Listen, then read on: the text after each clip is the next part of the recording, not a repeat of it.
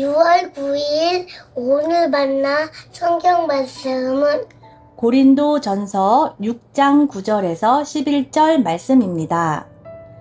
불의한 사람들은 하나님 나라를 상속받지 못하리라는 것을 알지 못합니까? 착각하지 마십시오.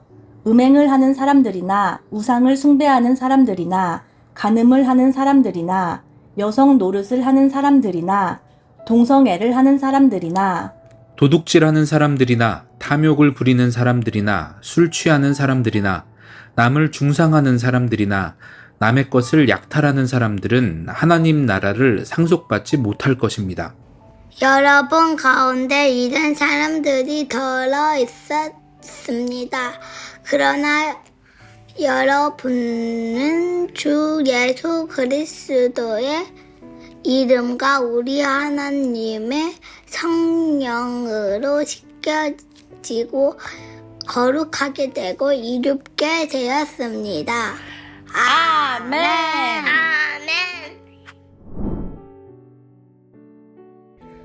오늘 만나로 만나주시는 하나님을 기대합니다. 오늘 고린도전서 말씀은 바울이 고린도 교회 성도들에게 교회 안의 심각한 문제들을 바로잡고 신앙적인 질문에 답을 주기 위해 에베소에 있을 때 쓴 편지입니다. 바울은 2차 전도여행 때 1년 6개월 동안 고린도에 머물며 눈물과 땀으로 직접 고린도 교회를 개척하였습니다. 고린도는 두 개의 바다를 잇는 엄청난 무역 중심지였습니다. 돈과 사람이 몰리다 보니 풍요롭고 화려했지만 동시에 성적으로 극도로 타락하고 우상숭배가 가득한 도시였습니다. 오늘 우리는 6장의 두 가지 핵심 사건 중 1절에서 11절까지의 내용을 살펴보겠습니다. 1절에서 11절 말씀은 당시 고린도 교회 성도들 사이에 재산이나 이권 관련 다툼이 생겼는데 이를 교회 내부에서 해결하지 못하고 그리스도를 믿지 않는 세상 사람들의 법정으로 가져가 소송을 벌이려 했습니다. 그때 바울이 고린도 교회 성도들을 지적하는 내용입니다. 바울은 성도들 안에서 다툼이 있을 때 성도들 안에서 해결하려 하지 않고 불의한 자들 앞에서 고발하는 것에 대해 지적합니다. 바울은 천사들도 심판할 영광스러운 신분의 성도들이 세상 밖의 사람들에게 심판을 받는 것은 옳지 못하다고 얘기합니다. 그리고 이 일이 성도들에게 부끄러운 일이라고 말합니다. 성도들 사이에서 생기는 문제를 지혜롭게 해결할 성도가 아무도 없다는 것에 대해 비판하기도 합니다.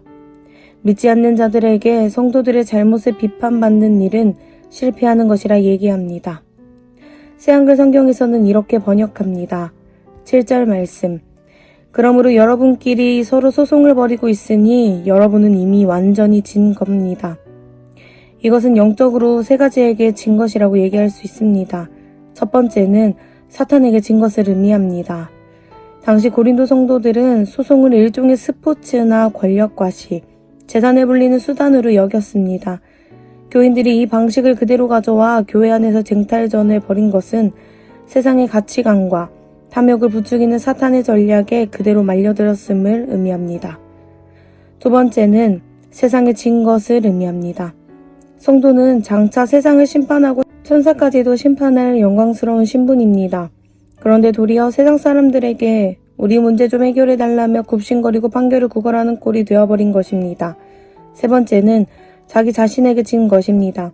예수님을 믿는다는 것은 내 권리와 자존심, 이익보다 하나님의 영광과 사랑이 더 중요하다고 고백하는 삶입니다. 하지만 소송을 벌인 이들은 내 돈 몇 푼, 내 자존심 하나를 지키기 위해 형제를 짓밟았습니다. 법정에서 재판관이 누구의 손을 들어주든 교인끼리 법정에 서서 싸우기로 마음먹은 그 순간이 이미 사탄에게 지고 세상에 지고 믿음의 본질에서 진 것이라는 뜻입니다. 이긴 자도 없이 교회 전체가 영적으로 이미 진 것을 의미합니다. 뒤에 이어 바울은 불의한 사람들은 하나님 나라를 상속받지 못한다고 나열합니다. 새한글 성경입니다. 음란한 짓을 하는 사람들, 우상을 섬기는 사람들, 바람을 피우는 사람들, 잠자리에서 여자 노릇하며 남자와 잠자리하는 남자들, 도둑들이나 탐욕을 부리는 사람들, 술주정뱅이들이나 욕쟁이들이나 약탈하는 사람들이 하나님 나라를 물려받지 못한다고 합니다. 그러나 바울은 이미 나열하기 전에 9절에서 성도들에게 경고합니다. 속아 넘어가지 마십시오. 위에 나열한 종류 외에도 하나님 나라를 물려받지 못하는 많은 이유들이 있습니다. 그러나 우리가 주목해야 하는 것은 속아 넘어가지 않는 것입니다. 우리는 사탄에게 우리의 마음이 속아 넘어가지 않도록 해야 합니다. 그러나 우리는 이미 어쩌면 속아 넘어간 사람들이겠습니다. 하지만 바울은 11절에서 이야기합니다. 여러분 가운데 그런 사람들이 있었습니다. 그러나 여러분은 말끔히 씻겨졌습니다. 거룩해졌습니다. 의롭다고 인정받았습니다.